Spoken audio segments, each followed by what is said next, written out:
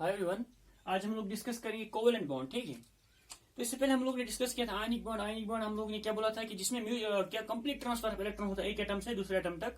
ठीक है, और उन एटम्स का होना चाहिए इलेक्ट्रॉनिक डिफरेंस बहुत ज्यादा होना चाहिए। एक हाईली इलेक्ट्रो पॉजिटिव होना चाहिए, दूसरा हाईली इलेक्ट्रो नेगेटिव होना चाहिए। ठीक है, अगर हम लोग यहाँ पे कोवेलेंट बॉन्ड डिफाइन करेंगे तो कोवेलेंट बॉन्ड कैसे बनता है? Mutual sharing of electrons. ठीक है, फॉर्मड बाय कोवेलेंट बॉन्ड कैसे बनता है? Formed by mutual sharing of electrons. ठीक है, म्यूचुअल शेयरिंग ऑफ एक इलेक्ट्रॉन ही, वन इलेक्ट्रॉन और मोर देन वन इलेक्ट्रॉन। ठीक है, म्यूचुअल शेयरिंग ऑफ वन और मोर इलेक्ट्रॉन्स। ठीक है, बिटवीन टू कंबाइनिंग एटम्स। ठीक है, between two combining atoms to give. Combine होने के बाद वो क्या देगा? जो जब क्या होगा? म्यूचुअल शेयरिंग मींस म्यूचुअली एक एटम भी एक इलेक्ट्रॉन देगा, दूसरा एटम भी एक से ज्यादा इलेक्ट्रॉन देगा, एक एटम भी दूसरे एक से ज्यादा इलेक्ट्रॉन दे सकता है, एक दे सकता है, ज्यादा दे सकता है। तो म्यूचुअली इलेक्ट्रॉन सेम इलेक्ट्रॉन्स देंगे वो, तब उन पे जो बॉन्ड बनेगा उसको हम लोग क्या बोलेंगे? उसको हम लोग बोलेंगे कोवेलेंट बॉन्ड। तो यहाँ पे हम लोग ने वही लिखा है, formed by mutual sharing of electrons between two mutual sharing of electrons one और मोर इलेक्ट्रॉन्स। ठीक है, एक इलेक्ट्रॉन भी वहां पे म्यूचुअली शेयर हो सकता है, एक एटम और दूसरा एटम एक इलेक्ट्रॉन शेयर करेगा। ठीक है, और या एक से ज्यादा, दो भी कर सकते हैं, तीन भी कर सकते हैं। ठीक है, बिटवीन टू कंट्रीब्यूटिंग एटम्स, जो कंट्रीब्यूट करते हैं, जिनके बीच में बॉन्ड होगा तो वो कंट्रीब्यूट करेंगे। एक इलेक्ट्रॉन भी कंट्रीब्यूट कर सकते हैं, दो इलेक्ट्रॉन भी कंट्रीब्यूट कर सकते हैं, या तीन इलेक्ट्रॉन भी कंट्रीब्यूट कर सकते हैं। ठीक है, टू गिव। और जब कंबाइन होने के बाद जो कंट्रीब्यूट करेंगे इलेक्ट्रॉन, तो जब एटम के पास क्या आएगा? To give nearest noble gas configuration. ठीक है, to give nearest noble gas configuration और इनर्ट गैस कन्फिगरेशन। तो कंबाइन होने के बाद वो क्या होगा? मेन मकसद क्या है बॉन्डिंग का? ताकि वो स्टेबल हो जाए। स्टेबल होने से क्या? ऑक्टेट रूल स्टेबल आ जाए उनमें। ठीक है, या डुप्लेट रूल स्टेबिलिटी आ जाए। तो यहाँ पे कंबाइनिंग का मकसद क्या है कि दोनों एटम्स में क्या आ जाए? ऑक्टेट रूल स्टेबिलिटी आ जाए, नियरेस्ट नोबल गैस कन्फिगरेशन आ जाए। इन बॉन्ड्स को हम लोग क्या बोलते हैं? इनको बोलते हैं हम लोग कोवेलेंट बॉन्ड। ठीक है, तो सिंपली हम लोग डिफाइन करेंगे mutual sharing of electron between two atoms. ठीक है ना, यहां तक क्लियर? तो यहां पे फॉर एग्जाम्पल, अगर मेरे पास अब दो एटम्स के बीच में एक इलेक्ट्रॉन पेयर शेयर हो रहा है। फॉर एग्जाम्पल मेरे पास क्या हो रहा है? वन इलेक्ट्रॉन पेयर अगर शेयर हो रहा है, क्या हो रहा है? वन इलेक्ट्रॉन पेयर अगर शेयर हो रहा है between two atoms, between two contributed atoms. ठीक है, तब हमारा क्या बनता है? तब हम लोगों का जो बॉन्ड बनता है उसको हम लोग बोलते हैं single covalent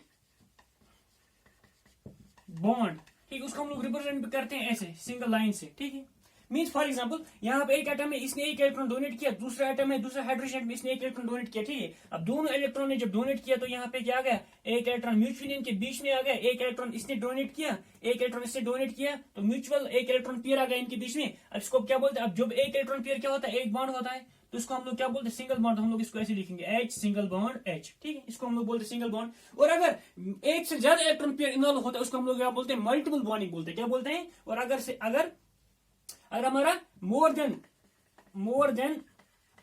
one electron pair, तो more than one electron pair अगर इन्वॉल्व होगा उसको हम लोग क्या बोलते हैं? Multiple bond. ठीक है, मल्टीपल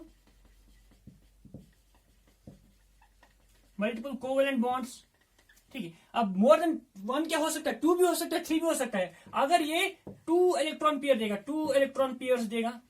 ठीक है, दो इलेक्ट्रॉन पेयर मींस चार इलेक्ट्रॉन्स हो गए। यहाँ पे एक इलेक्ट्रॉन पेयर मींस दो इलेक्ट्रॉन हो गए, और दो इलेक्ट्रॉन पेयर मींस चार इलेक्ट्रॉन दिए। फॉर एग्जांपल इसको हम लोग बोलते हैं ऑक्सीजन और ऑक्सीजन के बीच में। अब यहाँ से एक इलेक्ट्रॉन, ये अपने दो इलेक्ट्रॉन दे देगा, ये अपने दो इलेक्ट्रॉन, और ये अपने दो इलेक्ट्रॉन देगा, क्योंकि ऑक्सीजन के आउटर मोस्ट शेल में कितने इलेक्ट्रॉन है? 6 इलेक्ट्रॉन। 1 2 3 4 5 6, 1 2 3 4 5 6। तो ये इलेक्ट्रॉन इसके साथ देगा, इलेक्ट्रॉन इसके साथ देगा, तो यहाँ पे क्या बनेगा? यहाँ पे ऑक्सीजन के बीच में डबल बॉन्ड बनेगा। ठीक है, अब यहाँ पे कितने? एक इलेक्ट्रॉन पेयर ये हो गया, दूसरा इलेक्ट्रॉन पेयर यहाँ पे हो गया। तो यहाँ पे टू इलेक्ट्रॉन पेयर जब इन्वॉल्व होते हैं, ये किस में आता है? मल्टीपल बॉन्ड में। तो इसको हम लोग क्या बोलते हैं? इसको बोलते हैं हम लोग डबल बॉन्ड।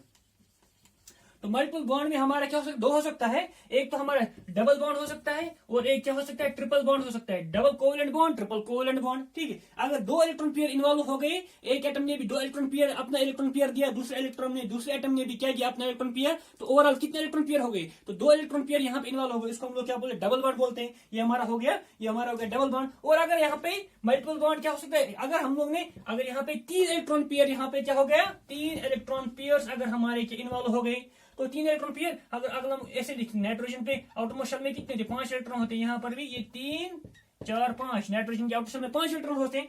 तो ये इसके साथ कंबाइन करें, इसके साथ कंबाइन, इसके साथ कंबाइन बनेगा, तो नाइट्रोजन ट्रिपल बॉन्ड नाइट्रोजन बन जाएगा। ठीक है, अब यहाँ पे कितने इलेक्ट्रॉन पेयर वाला होगा, 1 2 3 4 5 6 मीन्स 3 इलेक्ट्रॉन पेयर हो गए, मीन्स 6 इलेक्ट्रॉन वाला हो गए। तो इसको हम लोग क्या बोलते हैं, ट्रिपल बॉन्ड बोलते हैं। क्या बोलते हैं, ट्रिपल बॉन्ड। तो मल्टीपल बॉन्ड दो टाइप का हो सकता है, डबल बॉन्ड हो सकता है, ट्रिपल बॉन्ड हो सकता है। अगर 2 इलेक्ट्रॉन पेयर वाला हो गए तो डबल बॉन्ड हो गया, और अगर 3 इलेक्ट्रॉन पेयर वाला हो गए इसको हम लोग क्या बोलते हैं, ट्रिपल बॉन्ड बोलते हैं। ठीक है, यहाँ तक क्लियर। अब उसके बाद क्या है, उसके बाद हम लोग बोलेंगे यहाँ पे, जो जैसे मैं हम लोगों ने आयनिक बॉन्ड में पढ़ा था, आयनिक बॉन्ड हमारा क्या होता है, नॉन डायरेक्शन होता है, नॉन रिजिड होता है। लेकिन यहाँ पे कोवैलेंट बॉन्ड जो हमारा होता है वो क्या होता है, कोवैलेंट बॉन्ड हमारा होता है रिजिड होता है, रिजिड एंड डायरेक्शनल।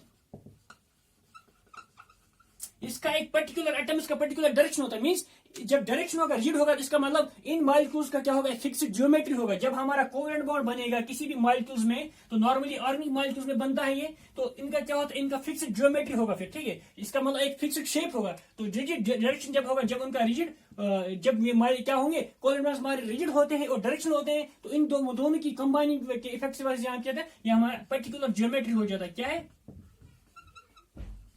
तो इन मॉलिक्यूल्स में हमारा क्या होता है, एक पर्टिकुलर ज्योमेट्री होता है। इसलिए हम लोग पढ़ते हैं linear, square planar, tetrahedral, triangular, pentagonal, bipyramidal. तो वो सब इसमें क्यों, क्योंकि यहाँ पे बॉन्ड क्या होता है, कोवैलेंट बॉन्ड हमारा क्या होता है, कोवैलेंट बॉन्ड हमारा रिजिड एंड डायरेक्शन होता है। जो हमारा कोवैलेंट बॉन्ड जो होता है वो रिजिड एंड डायरेक्शन मींस वो फिक्स्ड होता है, और एक पर्टिकुलर डायरेक्शन होता है दो एटम्स के बीच में, तो एक पर्टिकुलर डायरेक्शन में हो जाते हैं, वो स्पेस में एक पर्टिकुलर डायरेक्शन होता है। तो इसकी वजह से जब वो रिजिड होगा और डायरेक्शन होगा, तो उनकी वजह से यहाँ पे क्या आता है, मॉलिक्यूल्स में एक पर्टिकुलर ज्योमेट्री आता है, एक फिक्स्ड ज्योमेट्री होता है। तो ये मॉलिक्यूल्स क्या, उनका कुछ पर्टिकुलर, इसका मतलब यहाँ पे मॉलिक्यूल्स जो होंगे, कोवैलेंट मॉलिक्यूल, उनका एक पर्टिकुलर शेप होगा। क्या होगा, एक पर्टिकुलर शेप होगा, एक पर्टिकुलर ज्योमेट्री होगा। ठीक है, और इसका मतलब जब शेप ज्योमेट्री होगा तो ये आइसोमेरिज्म भी दिखाएंगे। तो आप लोगों ने मैक्सिमम पढ़ा होगा, ऑर्गेनिक मॉलिक्यूल्स हमारे आइसोमेरिज्म दिखाते हैं। ठीक है, इसका मतलब हमारे कोवैलेंट मॉलिक्यूल्स क्या होते हैं, ये आइसोमेरिक कोवैलेंट बॉन्ड हमारे जो होते हैं, कोवैलेंट मॉलिक्यूल्स कंपाउंड्स होते हैं, वो क्या दिखाते हैं, आइसोमेरिज्म दिखाते हैं। ठीक है, ये अगर हम लोग कोवैलेंट बॉन्ड को ऐसे भी डिफाइन करेंगे, कोवैलेंट बॉन्ड क्या होता है, एक्चुअली ये होता है, अगर आप जब आप लोग हाइब्रिडाइजेशन का कांसेप्ट देखोगे, वहां पे हम लोग जब कोवैलेंट बॉन्ड डिफाइन करते हैं, वहां पे बोलते हैं कि जहां पे क्या होता है, ओवरलैप होता है ऑर्बिटल का। क्या है, अगर हम लोग कोवैलेंट बॉन्ड को ऐसे भी बोल सकते हैं कि ओवरलैप ऑफ एटॉमिक ऑर्बिटल्स।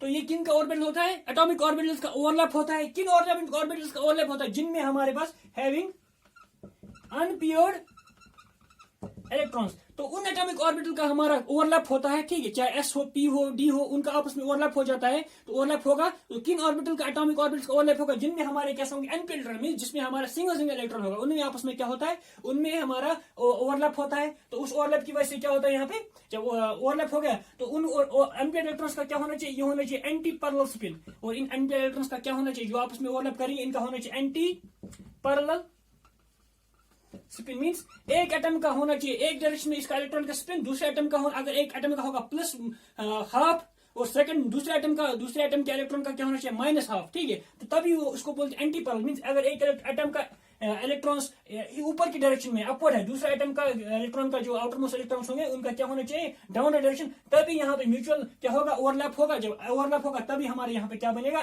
तभी हमारा कोवैलेंट बॉन्ड बनेगा दो एटम्स के बीच में। ठीक है, ये हो गया ऑर्बिटल कंसेप्ट का, कैसे हम लोग डिफाइन करेंगे जो कोवैलेंट बॉन्ड होता है। ठीक है, फॉर एग्जांपल अगर हम लोग हाइड्रोजन लेते हैं, हाइड्रोजन का एक 1s ऑर्बिटल होता है, इसका इलेक्ट्रॉन अपवर्ड डायरेक्शन में होगा। ठीक है, अगर दूसरा हाइड्रोजन में लूंगा, इसमें भी 1s इलेक्ट्रॉन होगा, अगर इसमें इसका भी क्या होगा, अपवर्ड डायरेक्शन होगा, तब यहाँ पे क्या होगा, तब यहाँ पे कोवैलेंट बॉन्ड नहीं बनेगा, क्योंकि दोनों इलेक्ट्रॉन्स का क्या स्पिन है, सेम है। इसका भी +1/2 है, इसका भी +1/2 है। तो इसकी वजह से यहाँ पे क्या होता है, रिपल्शन हो जाता है, तो हमारा फेवरेबल नहीं होता है बॉन्ड फॉर्मेशन। तो एक्चुअली यहाँ पे होना क्या चाहिए, यहाँ पे एंटी पैरेलल स्पिन हो जाए। अगर एक का स्पिन अप हो, दूसरे का स्पिन क्या हो, डाउन, एक हाइड्रोजन एटम दूसरा हाइड्रोजन एटम, तो ये आपस में ओवरलैप करते हैं, इसका एस एटम इसका एस एटम आपस में ओवरलैप करते हैं, एक अपोजिट स्पिन होना चाहिए। तो इसको हम लोग क्या बोलते हैं, ओवरलैप करते हैं यहाँ पे एटम। इसी तरह पी कैसे ओवरलैप करता है, ये हमारा पी ऑर्बिटल है, इसमें इलेक्ट्रॉन अपवर्ड डायरेक्शन है, और दूसरा इलेक्ट्रॉन हमारा यहां से आ जाता है, इसका भी डायरेक्शन डाउनवर्ड हो, तब यहाँ पे ओवरलैप हो जाए, तब हम लोग बोलते हैं इन टर्म्स ऑफ ऑर्बिटल। इसका यहाँ पे क्या बनता है, यहाँ पे कोवेलेंट बॉन्ड बन जाता है हमारा, ठीक है। अब क्या क्या क्राइटेरिया है जो डिटरमाइन करता है एक पर्टिकुलर कंपाउंड क्या होना चाहिए, उसका नेचर क्या होना चाहिए, तब यहाँ पे क्या बनेगा, कोवेलेंट बॉन्ड बनेगा, ठीक है। अब कौन कौन सा क्राइटेरिया होना चाहिए यहाँ पे, ताकि हमारा क्या, तभी हमारा मॉलिक्यूल जो होगा वो उसमें क्या बनेगा, उसमें कोवेलेंट बॉन्ड बनेगा, ठीक है।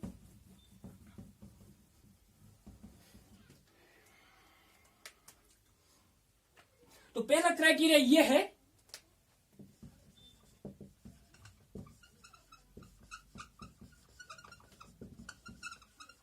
कोवेलेंट बॉन्ड फॉर्मेशन के लिए कौन कौन सा क्राइटेरिया। पहला क्राइटेरिया है कि जो दोनों एटम होने चाहिए, फॉर एग्जांपल जो एटम्स हमारे दो एटम्स होंगे उनका क्या होना चाहिए, उनका आयनाइजेशन पोटेंशियल या आयनाइजेशन एनर्जी जिसको हम लोग बोलते हैं वो बहुत हाई होना चाहिए, ठीक है। अगर जो हमारे दो कंबाइनिंग एटम्स होंगे, फॉर एग्जांपल मेरे पास atom A and atom B है, ठीक है, एक एटम दूसरे एटम के साथ क्या बनेगा, तब कोवेलेंट बॉन्ड बनेगा जब इनमें क्या होगा, जब इनका आयनाइजेशन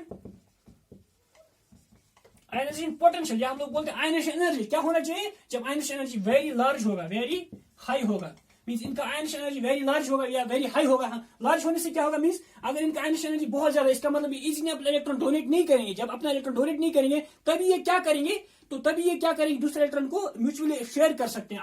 अगर इनके पास क्या होगा, लो आयनाइजेशन एनर्जी का, तभी इजीली, जैसे आयनिक बॉन्ड्स में हमारा होता है लो आयनाइजेशन एक एटम का होता है, तो इजीली अपना इलेक्ट्रॉन डोनेट करेगा। जब डोनेट करेगा तब वहां पे कोवेलेंट बॉन्ड बनने का चांस नहीं है। तो मेन क्राइटेरिया, सबसे पहला क्राइटेरिया क्या है, जो एटम्स जो कंबाइनिंग एटम्स होंगे उनमें क्या होना चाहिए, उनका आयनाइजेशन पोटेंशियल वेरी हाई होना चाहिए, तो तब ताकि वो इजीली कैटायन ना बनाए आपस में, ठीक है। अगर वो कैटायन बनेगा तब क्या होगा, तब यहाँ पे आयनिक बॉन्ड बनेगा, लेकिन यहाँ पे हम लोग को क्या बनाना है, कोवेलेंट बॉन्ड बनाना है। तब कोवेलेंट बॉन्ड के लिए क्या होना चाहिए, आयनाइजेशन पोटेंशियल बहुत ज्यादा होना चाहिए, ठीक है। दूसरा क्राइटेरिया क्या होना चाहिए, ये इनका इलेक्ट्रोनेगेटिव डिफरेंस एक तो हाई होना चाहिए, और क्या होना चाहिए, इलेक्ट्रोनेगेटिविटी, ये तो होगा आयनाइजेशन पोटेंशियल हाई होना चाहिए दो कंबाइनिंग एटम्स का, और इलेक्ट्रोनेगेटिविटी। इलेक्ट्रोनेगेटिविटी क्या होता है, tendency of electron to attract, share pair of electron towards, ठीक है। तो इनका इलेक्ट्रोनेगेटिविटी क्या होना चाहिए, ऑलमोस्ट सिमिलर, या तो सिमिलर इलेक्ट्रोनेगेटिविटी होना चाहिए between two atoms, almost similar, और स्लाइटली डिफरेंट।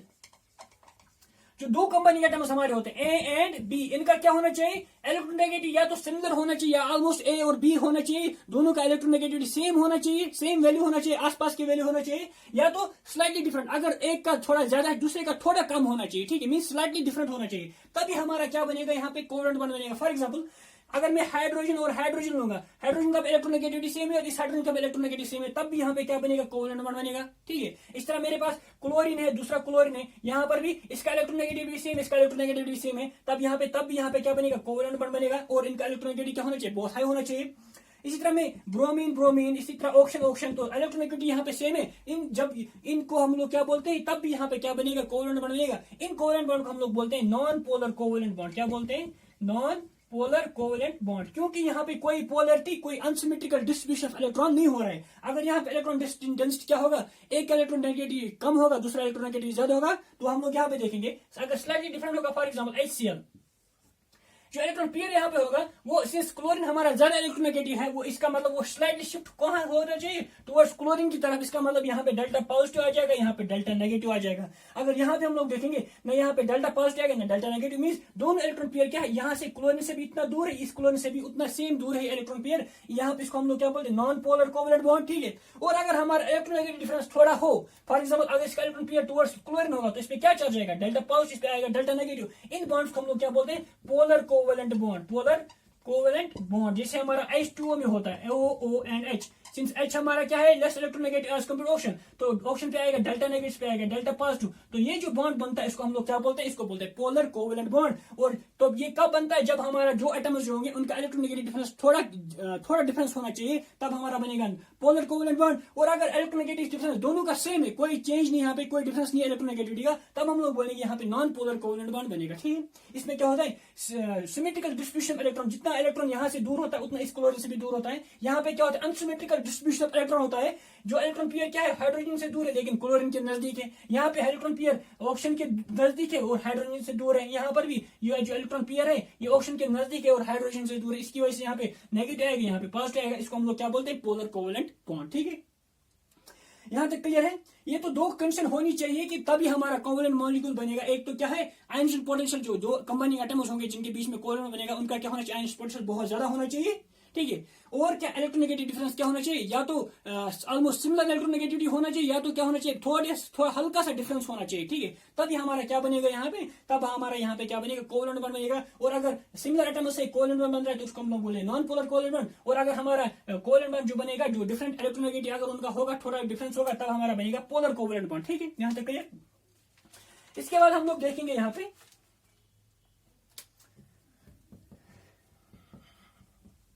अब इनका जो कोवलेंट बॉन्ड्स का क्या होता है, कोवलेंट कंपाउंड्स का फिजिकल प्रॉपर्टीज।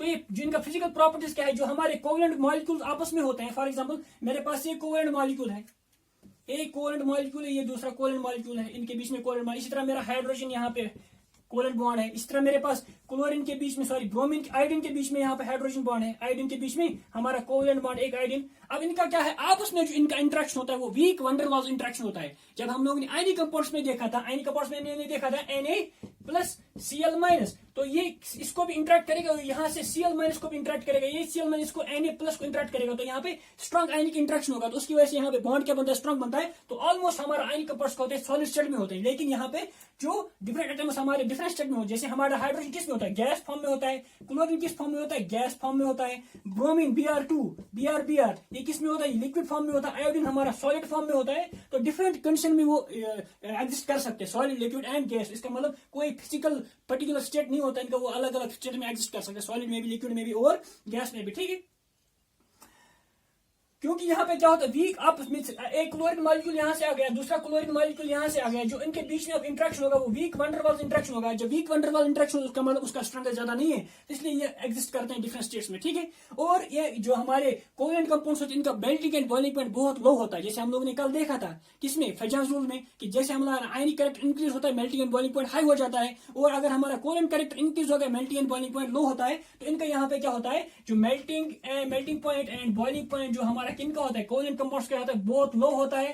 क्यों लो होता है, क्योंकि जो एटम्स आपस में इंटरेक्ट करते हैं उनमें क्या होता है, वीक वंडरवाल्स फोर्स होते हैं। जब वीक वंडरवाल, एक एटम हमारा हाइड्रोजन का मॉलिक्यूल यहाँ से, दूसरा हाइड्रोजन मॉलिक्यूल यहाँ से, और बीच में जो इनके इंटरेक्शन है वो क्या है, वो वीक वंडरवाल्स इंटरेक्शन है। तो वो लंडन फोर्स भी हो सकता है, हाइड्रोजन बॉन्डिंग हो सकता है। उसकी वजह से क्या होगा यहाँ पे, उसकी वजह से इंटरेक्शन स्ट्रॉन्ग नहीं है, तो इजीली आपस में मेल्ट हो जाएंगे या बॉयल हो जाते हैं। इसका मतलब इनका क्या होता है, melting and boiling point low होता है। और ये क्या होते हैं, weak conductor means non conductors of electricity होते हैं। क्या नॉन कंडक्टर मींस, अगर हम लोग कोई सा भी ऑर्गेनिक मॉलिक्यूल लोगे उसमें कंडक्टिविटी क्या होता है, बहुत कम होता है, ठीक है।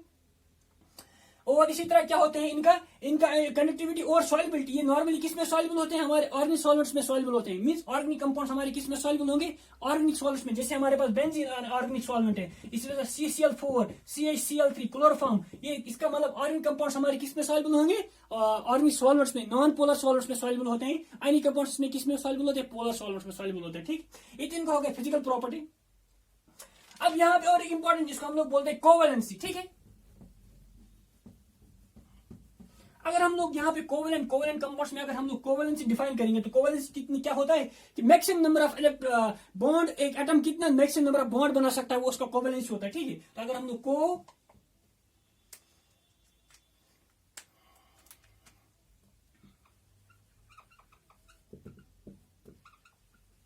Maximum number of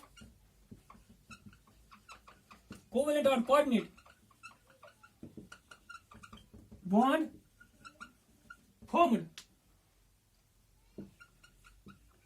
by an atom in a molecule।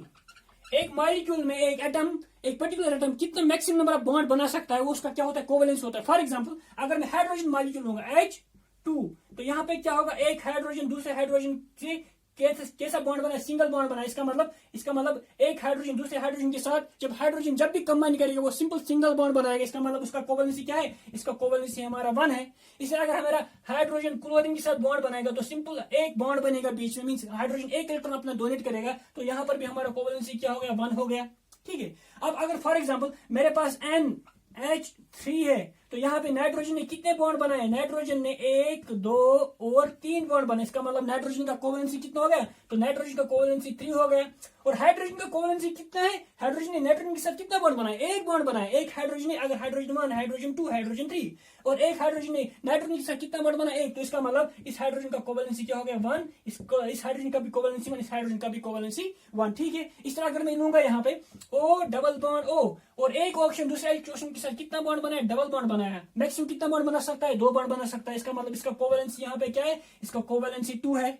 इसी तरह नाइट्रोजन में N ट्रिपल बॉन्ड N, और एक नाइट्रोजन दूसरे नाइट्रोजन के साथ कितना बॉन्ड बनाया? 3 बॉन्ड बनाया। इसका मतलब इसका कोवेलेंसी कितना है? 3 है।